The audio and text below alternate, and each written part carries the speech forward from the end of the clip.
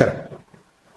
ഇറാന്റെ ഭാഗത്തു നിന്നും ഇസ്രായേലിലേക്ക് ഉണ്ടായിട്ടുള്ള ആക്രമണത്തിൽ വ്യാപകമായിട്ടുള്ള നാശനഷ്ടങ്ങൾ ഇസ്രായേലിന് സംഭവിച്ചു എന്ന വാർത്തകൾ തന്നെയാണ് പുറത്തു വരുന്നത്.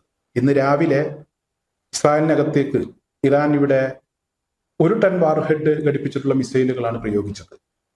ഇത്തരത്തിൽ മിസൈൽ ആക്രമണത്തെ തുടർന്ന് ഹൈഫയിലും അതുപോലെ തന്നെ വെസ്റ്റ് ബാങ്കിലും ജെറുസലേമിലും ടെല്ലവീവിലും ഒക്കെ തുടർച്ചയായി അപായ സൈറൻ മുഴങ്ങുന്ന സാഹചര്യം ഉണ്ടായി. 10ഓളം സ്ഫോടനങ്ങൾ ടെല്ലവീവിൽ മാത്രമുണ്ടായി. ഈ കഴിഞ്ഞ ദിവസം ബങ്കറുകളൊക്കെ തകർക്കുന്ന സാഹചര്യം ഉണ്ടായി. എന്തായാലും അതിശക്തമായ ആക്രമണത്തെ തുടർന്ന് വലിയ നാശനഷ്ടങ്ങൾ ഉണ്ടായി. 24 മണിക്കൂറിലൂടെ 191 ആളുകൾക്ക് പരിക്കേറ്റ് അവരെ ആശുപത്രിയിൽ പ്രവേശിപ്പിക്കേണ്ട സാഹചര്യം ഉണ്ടായി. ഇതുവരെ 2300ഓളം ആളുകൾക്ക് പരിക്കേറ്റു എന്നുള്ള ഔദ്യോഗികമായിട്ടുള്ള വിവരം ഇസ്രായേൽ തന്നെ ഇപ്പോൾ അത് സ്ഥിരീകരിച്ചിട്ടുണ്ട്. 11ാം ദിവസത്തിൽ എത്തി നിൽക്കുകയാണ്. ഇസ്രായേലിനകത്ത് 2300 ആളുകൾക്ക് പരിക്കേറ്റ് അവർ ചികിത്സ തേടി ആശുപത്രിയിലെത്തി. മരിച്ച ആളുകളുടെ കണക്ക് ഇപ്പോഴും കൃത്യമായി പുറത്തുവിട്ടിട്ടില്ല. ഇറാന്റെ ഭാഗത്തു നിന്നുള്ള അവകാശവാദങ്ങളൊക്കെ വലിയ അവകാശവാദങ്ങളാണ്.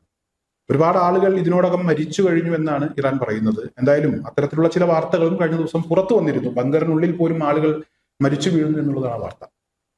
എന്നാൽ ഇപ്പോൾ വളരെ പ്രധാനപ്പെട്ട ഒരു വാർത്ത, നേരത്തെ പുറത്തു വന്ന ഒരു വാർത്തയാണ്. ആ വാർത്ത ഇറാൻ ആവർത്തിക്കുകയാണ്. ഇറാനിലെ തസ്നിം ന്യൂസാണ് ഇപ്പോൾ ഈ വാർത്ത റിപ്പോർട്ട് ചെയ്തിരിക്കുന്നത്.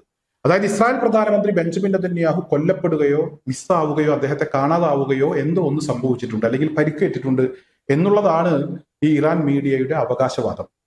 അതായത് നേരത്തെ ഇസ്രായേൽ പ്രധാനമന്ത്രിയുടെ ഓഫീസിൽ നേരെ ഒരു അറ്റാക്ക് ഉണ്ടായിരുന്നു. ഈ അറ്റാക്കിൽ ഇസ്രായേൽ പ്രധാനമന്ത്രിക്ക് ഗുരുതരമായി പരിക്കേറ്റു അല്ലെങ്കിൽ കൊല്ലപ്പെട്ടു എന്ന വാർത്ത അന്ന് പ്രചരിച്ചിരുന്നു. എന്തായാലും ഇസ്രായേൽ അതുമായി ബന്ധപ്പെട്ട് സ്ഥിരീകരണമൊന്നും ഇസ്രായേലിന്റെ ഭാഗത്തുനിന്ന് ഉണ്ടായിട്ടില്ല. എന്നാൽ അത് തള്ളിക്കളഞ്ഞിട്ടുമില്ല. അത്ര ഗൗരവത്തിൽ തള്ളിക്കളഞ്ഞ വാർത്തകളൊന്നും ഇതുവരെ പുറത്തു വന്നിട്ടില്ല. അതേസമയം ഇവിടെ ഈ ഓഫീസ് ആക്രമിച്ചതുമായി ബന്ധപ്പെട്ട് ഇസ്രായേൽ പ്രധാനമന്ത്രിയുടെ ചീഫ് ഓഫ് സ്റ്റാഫിൽപ്പെട്ട വളരെ മുതിർന്ന ഒരു ഉദ്യോഗസ്ഥൻ, പ്രധാനമന്ത്രിയുമായി ഏറ്റവും അടുത്ത ബന്ധമുള്ള ഒരാൾ കൊല്ലപ്പെട്ടു എന്ന വാർത്ത പിന്നീട് പ്രത്യക്ഷപ്പെട്ടിരുന്നു.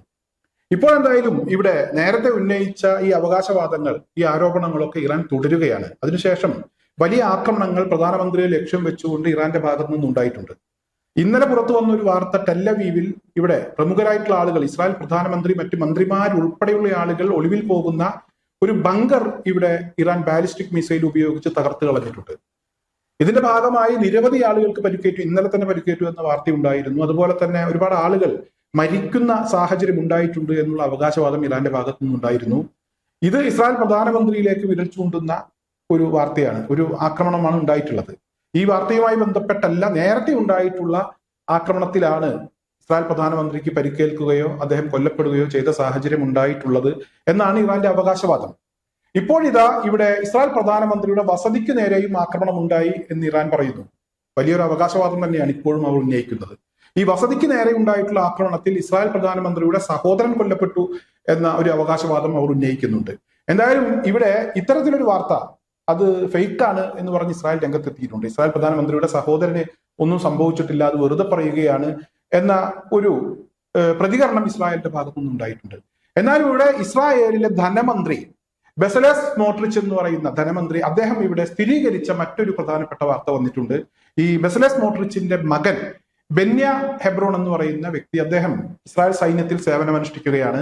ഇസ്രായേൽ സൈന്യത്തിൽ സേവനമനുഷ്ഠിക്കുന്ന ഈ മന്ത്രിയുടെ മകന് ഗുരുതരമായി പരിക്കേറ്റിട്ടുണ്ട്. ഹിസ്ബുള്ള നടത്തിയ ഒരു വെടിവെപ്പിൽ ഇദ്ദേഹത്തിന്റെ പുറകിലാണ് ഇവിടെ വെടിയുണ്ട പതിച്ചത്. അങ്ങനെ കരളും അതുപോലെ തന്നെ വയറും ഒക്കെ തുളച്ച് കയറി ഇദ്ദേഹം ഇപ്പോൾ ഗുരുതരാവസ്ഥയിൽ ആശുപത്രിയിൽ ചികിത്സയിലാണ്. വലിയൊരു ആക്രമണം തന്നെ ഉണ്ടായിട്ടുണ്ട്. 8ഓളം സൈനികർക്ക് ഈ ആക്രമണത്തിൽ പരിക്കേറ്റു എന്നുള്ള വിവരമാണ് പുറത്തു വരുന്നത്. ഈ ഒരു ആക്രമണവും അതുമായി ബന്ധപ്പെട്ട് മകന് പരിക്കേറ്റു, ഗുരുതരമായി പരിക്കേറ്റു എന്ന കാര്യവും ഇവിടെ സ്മോട്രിച്ച് തന്നെ അത് സ്ഥിരീകരിച്ചിട്ടുണ്ട്. ചുരുക്കി പറഞ്ഞാൽ ഇസ്രായേലിലെ പ്രമുഖരെ ലക്ഷ്യം വെച്ചുകൊണ്ട് തന്നെയാണ് ഇറാനും ഹിസ്ബുള്ളയും ഇപ്പോൾ ആക്രമണം നടത്തിക്കൊണ്ടിരിക്കുന്നത്. ഈ ആക്രമണങ്ങളൊക്കെ ലക്ഷ്യത്തിൽ പതിക്കുന്നു എന്നുള്ളത് ചെറിയ കാര്യമല്ല. നേരത്തെയൊക്കെ ഇറാൻ ആണെങ്കിലും അതുപോലെ തന്നെ ഹിസ്ബുള്ളയാണെങ്കിലും മറ്റ് ഇസ്ലാമിക് റെസിസ്റ്റൻസ് ഗ്രൂപ്പ് ആണെങ്കിലും ഇവരൊക്കെ ആക്രമണങ്ങൾ നടത്തുമ്പോൾ പലപ്പോഴും അത് ലക്ഷ്യത്തിലെത്താറില്ല. അവരുടെ ആക്രമണങ്ങളെയൊക്കെ ആകാശത്ത് വെച്ച് തന്നെ തകർക്കാറുണ്ട്. ഇവിടെ റഷ്യയുടെ സഹായം കൃത്യമായി ഇറാനും അതുപോലെ തന്നെ മറ്റ് സംഘങ്ങൾക്കുമൊക്കെ കിട്ടിത്തുടങ്ങിയതോടുകൂടെ ഇവരുടെ ആക്രമണങ്ങൾ ലക്ഷ്യം കാണുന്നു. വലിയ നാശനഷ്ടങ്ങൾ ഇസ്രായേലിനകത്തുണ്ടാകുന്നു. അമേരിക്കൻ ഇന്റലിജൻസ് റഷ്യയുടെ സഹായം ഇതിന് പുറകിലുണ്ട് എന്ന കാര്യം കൃത്യമായി പറയുന്ന ഒരു സാഹചര്യം ഉണ്ടാകുന്നു. ഇറാന്റെ വിദേശകാര്യ മന്ത്രി റഷ്യയുടെ സഹായം ഞങ്ങൾ സ്വീകരിക്കുന്നുണ്ട് എന്ന കാര്യം തുറന്നു പറയുന്നു. ഞങ്ങൾ നിഷ്പക്ഷരല്ല, ഞങ്ങൾക്ക് കൃത്യമായി പക്ഷമുണ്ട്, ഞങ്ങൾ ഇറാനോടൊപ്പമാണ് എന്ന് ഇവിടെ റഷ്യയുടെ വിദേശകാര്യമന്ത്രി പറയുന്ന ഒരു സാഹചര്യം ഉണ്ടാകുന്നു. ചുരുക്കി പറഞ്ഞാൽ ഇവിടെ ഈ യുദ്ധം ഇസ്രായേലിന് വലിയ നാശനഷ്ടങ്ങൾ ഉണ്ടാക്കിയിട്ടുണ്ട്, ഇറാനിലും വലിയ നാശനഷ്ടങ്ങൾ ഉണ്ടാക്കിയിട്ടുണ്ട്. അമേരിക്കയെ സംബന്ധിച്ചിടത്തോളം യുദ്ധം നിർത്തി രക്ഷപ്പെട്ടാൽ മതി എന്നൊരവസ്ഥയിലേക്ക് അവർ പോയിട്ടുണ്ട്. ലോക സമ്പദ് വ്യവസ്ഥയെ കാര്യമായ രീതിയിൽ ബാധിക്കുന്ന തരത്തിലേക്ക് ഹോർമുസ് കടലിടുക്കിലൂടെയൊക്കെ 1 ലിറ്റർ എണ്ണ പോലും കൊണ്ടുപോകാൻ കഴിയാത്ത സാഹചര്യം ഇറാൻ സൃഷ്ടിച്ചിട്ടുണ്ട്. അതുകൊണ്ട് തന്നെ പല സമ്മർദ്ദങ്ങളും അമേരിക്കക്ക് ഉണ്ടാകുന്നു. ചൈനയും റഷ്യയും ഒക്കെ ഇടപെടുന്നു. യുദ്ധം നിർത്താൻ അമേരിക്ക പുറകോട്ട് പോയേ മതിയാകൂ എന്ന് പറയുന്നു. എന്നാലും ഇസ്രായേലിനെ സംബന്ധിച്ചിടത്തോളം അവരെ പാതി വഴിയിൽ ഉപേക്ഷിച്ച് പോകേണ്ട ഒരവസ്ഥയിലേക്ക് അമേരിക്ക പോകുന്നു. ഇസ്രായേലിന് കനത്ത നാശനഷ്ടങ്ങൾ ഉണ്ടായിരിക്കുന്നു. ബെഞ്ചമിൻ നെതന്യാഹുവുമായി ബന്ധപ്പെട്ട് ഉയർന്നു വരുന്ന ഈ വാർത്തകളുമായി ബന്ധപ്പെട്ട് ഇസ്രായേലിന്റെ ഭാഗത്ത് നിന്ന് കാര്യമായ പ്രതികരണങ്ങളൊന്നും വന്നിട്ടില്ല. അതോടൊപ്പം തന്നെ ഇറാൻ ഉന്നയിച്ച അവകാശവാദങ്ങളിൽ ഉറച്ചു നിൽക്കുന്നു. ഇസ്രായേൽ പ്രധാനമന്ത്രിയാണെങ്കിൽ ഇപ്പോൾ പൊതുപരിപാടികൾ പ്രത്യക്ഷപ്പെടുന്നില്ല. അദ്ദേഹവുമായി ബന്ധപ്പെട്ട് അദ്ദേഹം പറഞ്ഞു, അദ്ദേഹം ചെയ്തു എന്നൊക്കെയുള്ള വാർത്തകൾ വരുന്നുണ്ടെങ്കിലും അദ്ദേഹത്തിന്റെ ഏറ്റവും പുതിയ ചിത്രങ്ങളോ വിഷ്വൽസോ സമൂഹ മാധ്യമങ്ങളിൽ പ്രത്യക്ഷപ്പെടുന്നില്ല. നേരത്തെയൊക്കെ ബെഞ്ചമിൻ നെതന്യാഹുവിനെതിരെ അദ്ദേഹം മുങ്ങി, അദ്ദേഹം നാട്ടിലില്ല എന്നൊക്കെയുള്ള ആക്ഷേപങ്ങൾ ഉയർന്നു വരുമ്പോൾ അദ്ദേഹം വീഡിയോ ഒക്കെയായി അദ്ദേഹത്തിന്റെ സമൂഹ മാധ്യമങ്ങളിലൂടെ അദ്ദേഹത്തിന്റെ പേജിലോ ഒക്കെ അദ്ദേഹം പ്രത്യക്ഷപ്പെടാറുണ്ട്. അദ്ദേഹം ചില കാര്യങ്ങളൊക്കെ പറയാറുണ്ട്, എനിക്കൊന്നും സംഭവിച്ചിട്ടില്ല എന്ന്. എന്നാലും ഇവിടെ ഇസ്രായേൽ പ്രധാനമന്ത്രിക്ക് എന്തോ കാര്യമായി സംഭവിച്ചിട്ടുണ്ട്, അതുകൊണ്ടാണ് അദ്ദേഹം പ്രത്യക്ഷപ്പെടാത്തത് എന്നാണ് ഇറാന്റെ അവകാശവാദം. ഇറാനിലെ തസ്നിം ന്യൂസും പറയുന്നത് അത്തരത്തിലുള്ള ചില കാര്യങ്ങൾ തന്നെയാണ്.